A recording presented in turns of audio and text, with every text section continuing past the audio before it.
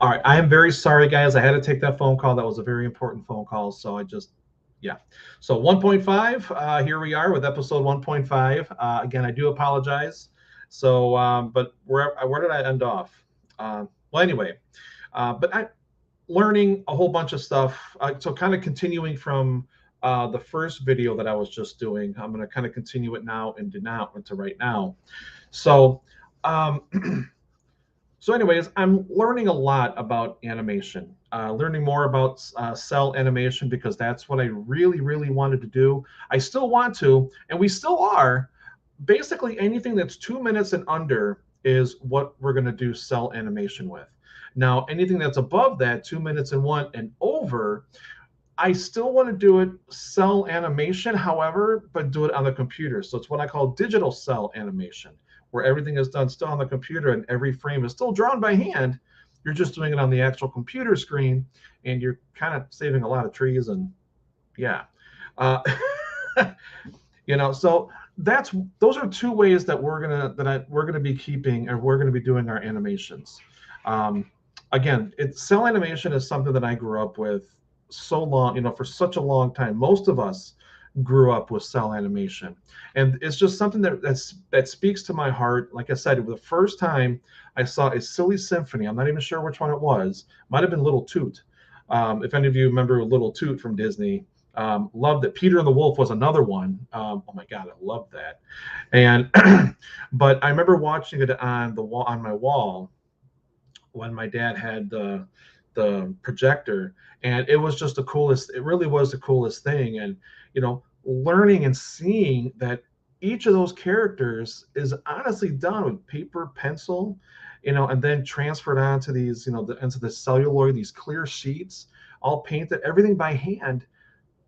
I was just like, I was just in awe.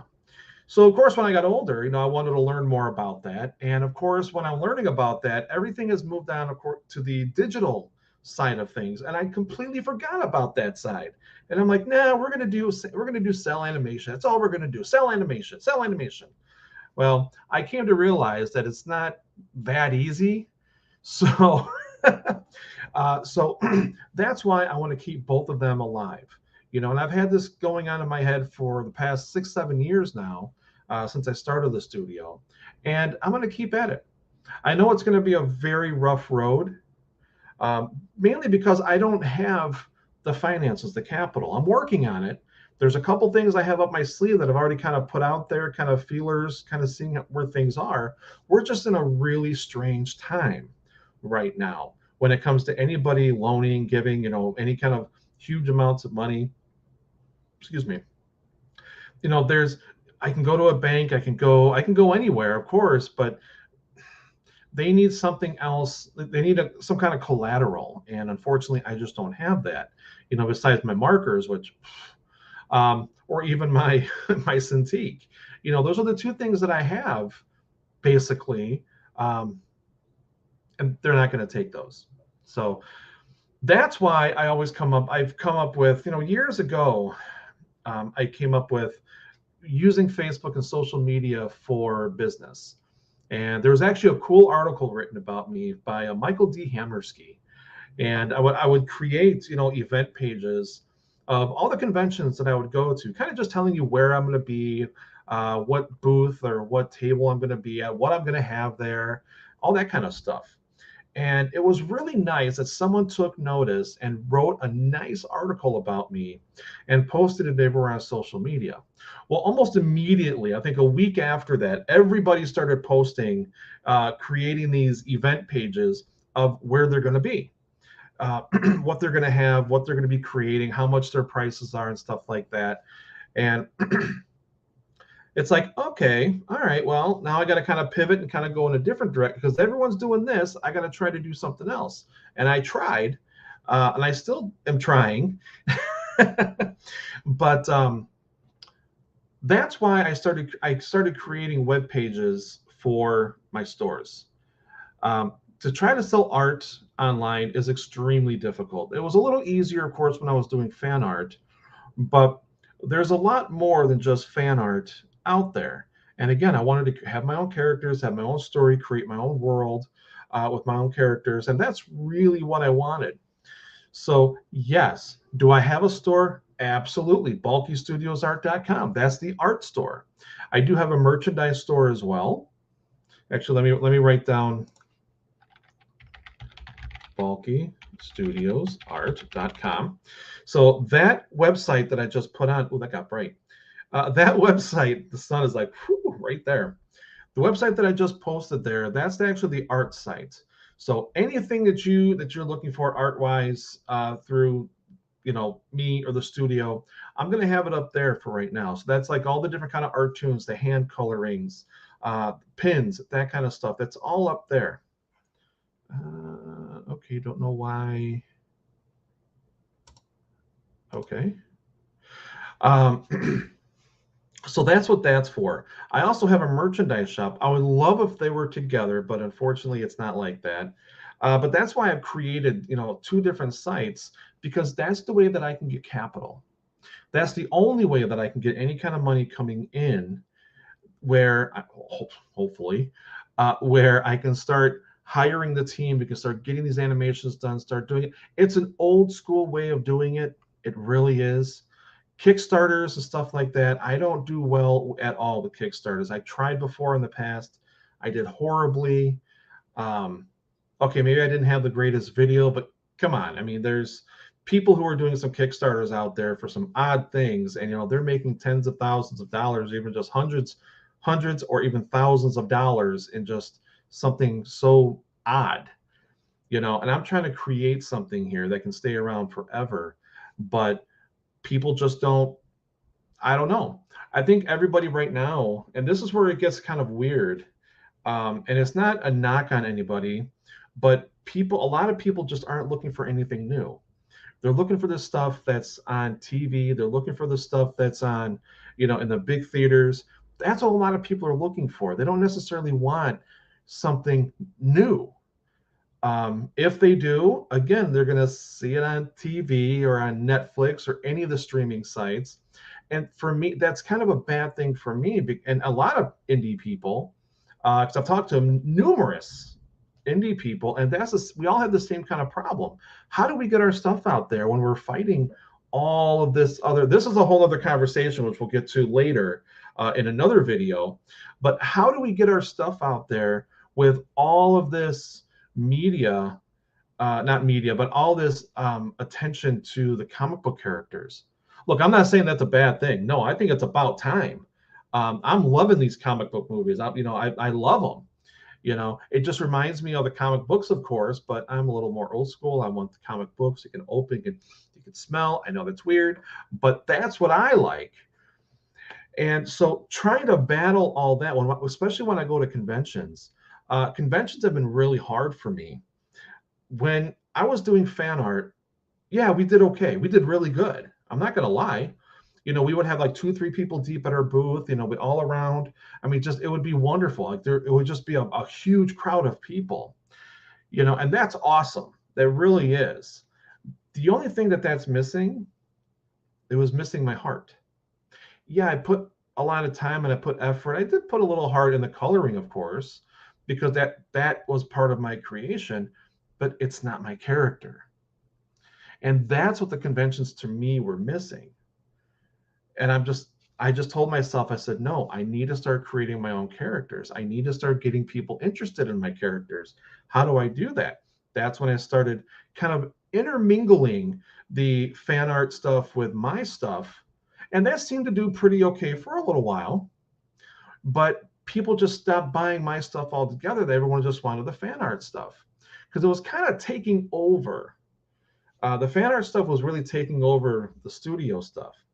But then there's something that happened. It was just real brief for probably about, I don't know, half a year's worth of shows. So maybe with about 10 shows, maybe. Basically starting in like July, wherever I was, going through the rest of that year, the studio stuff picked up. And I'm selling stuff left and right. People are enjoying it. I'm still selling some of the superhero stuff, but here's the question that I kept getting. Oh, these are your characters here. Oh, so are you doing stuff as Spider-Man? Do you have the rights to Spider-Man? Do you have the rights to this or that person? Ah, there was the problem coming into play. People, because they saw my own stories and characters, now they're associating, okay, well, all these characters, because I have them at my booth, I must have the rights for. So that's when I'm like, nope, that's it. I'm done. I can't have any more superhero stuff. And boy, did it take me a long time to get rid of all my superhero stuff because I didn't want to. I didn't want to. I did eventually, but it took me a long time. So now everything at my booth, whatever convention or event I go to, it is all studio stuff. It is all Stanley and Friends. It's all the books that we've created. It's the original hand colorings. It's the cartoons, that kind of stuff. Now, you talk to me about that stuff at a convention, you're going to see me. I mean, I'm just going to lighten up, like light up, not lighten up, but light up. If some of you guys have seen me at conventions in the past, think of that times 10, because it's someone taking an interest in my own character, my own creation, a character that I might have had in my mind, which most of these characters were, all the way when I was a kid. It's a great feeling when other people go, wow, this is really cool. And that's what I was missing at the conventions.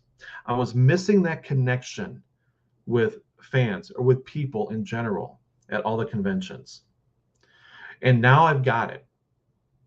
Not all the time, not all the time, but people are seeing, okay, I think I told this story before. I'm not sure, but bear with me.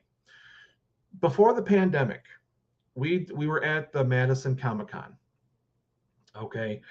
And um, I had this one particular print or artoon, I call them.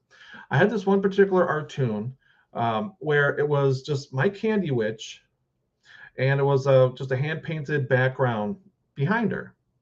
Okay, you probably have seen it. I still have it around. Unfortunately, I'm getting ready to discontinue it, but that's a whole different story. Anyway, um, anyway, um, this woman came around and she was looking at it. She goes, "Oh, this is so cool. This is great. This is great." And she's talking to me about it. I remember her now because we met up this past Madison convention, or it was maybe last year or something. It was one of the two. And but she walks up to me at this. But anyways, back a couple of years ago, she's walking around the table, the booth. She loves it. She's looking at all the pieces, and she's like, "Well, this one speaks to me." And I'm thinking, awesome, cool. She didn't buy it. She just walked. Okay, fine. I get that. I get that a lot, actually. When people look at the stuff, they like it. That's, you know what? That's great. A couple years later, after the pandemic, well, we're still in the pandemic, but we're out of like the big hub of the pandemic. So this is just this past year, I think late last year. She comes up and says, "Oh my God, you're here." And I'm like, "Oh, okay, hi." Thinking, do I know you? And I didn't want to be rude and say that, but I think I kind of said that a little bit. I'm like, do I know you? She goes, no, no, no, no. She goes, you probably don't remember me whatsoever, but you've had one particular print in that I really enjoyed. And it has like a witch on the cover, and it's got a couple of other characters, like a painted background. And I'm thinking, okay, the only thing that I was thinking of is, if some of you might remember seeing this print or this cartoon, it's what I call Natasha's Witches. It's kind of like a salute or homage to Hocus Pocus. And I explained it to her and I showed it to her. She goes, "No, that's not it." So I'm going through and I'm like, "Well, I only have one other witch." And then I took her over to the spot and I showed it to her, and she goes, "Oh my God, that's it." She got, I can't even tell you. I mean, I thought, I literally thought she was jumping up and down because she was so excited to see this piece. She was just stoked. And she goes, "I can't believe you still have it after all this time. Thank you. Oh my God. Oh my God. I should have bought it." And she's telling, then after she calms down a little bit, she starts telling me the story.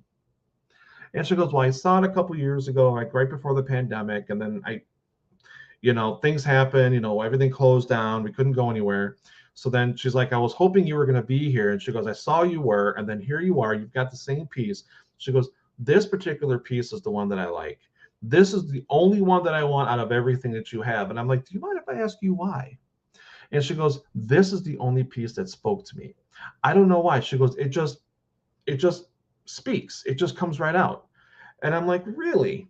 I'm like, is it the background? She goes, because it looks like a cartoon. She goes, your character and that background just really it just looks like it fits. And I'm like, well, wow, like, thank you. And then we were talking for a few minutes after that still. And she was just like super, super excited.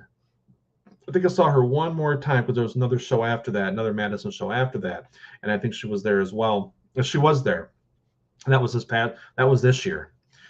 And she's like, you remember me? I'm like, oh, I remember you. I remember you now. But it's that kind of connection that was really missing when I was doing the comic book stuff or the fan art.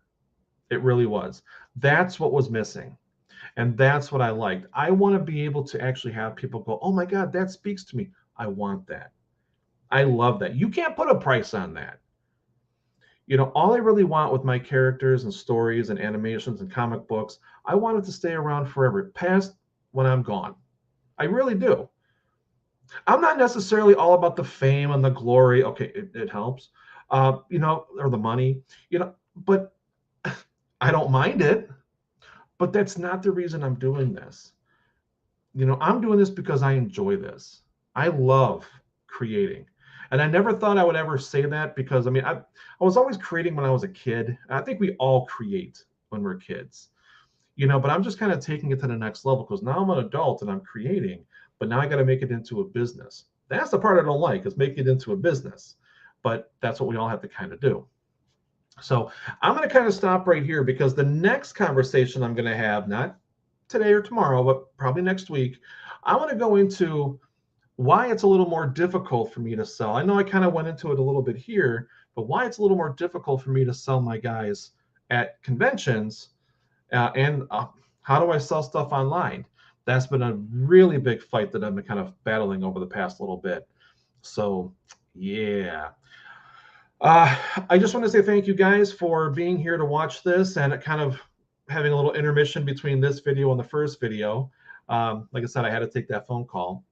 But the next episode that I'm going to do of the beginning, I'm going to be talking about, like I said, I'm going to be talking about the conventions, how I set up, how I do at shows, and then also how do I sell stuff online, just kind of like where to begin and how I got started and all that as well too. So thank you guys very much. I appreciate it. And don't forget to check out that website, BalkeStudiosArt.com. I've got a whole bunch of different stuff up there. I just updated it a little bit with some new art tunes. Let me show you. Here's kind of one of them right here. We've got brand new mats. I love this double matted piece here. I love these. These are great. Sorry for the glare. There we go. But so those are up on the website. But yeah, please go and check that out. Please share that as well, the website. And I hope to see you guys next week. I'm probably going to be doing it at the same time. What is today, Monday? I'll probably do it at the same time next week as well, just to kind of keep it kind of consistent. But thank you again, guys. I appreciate it.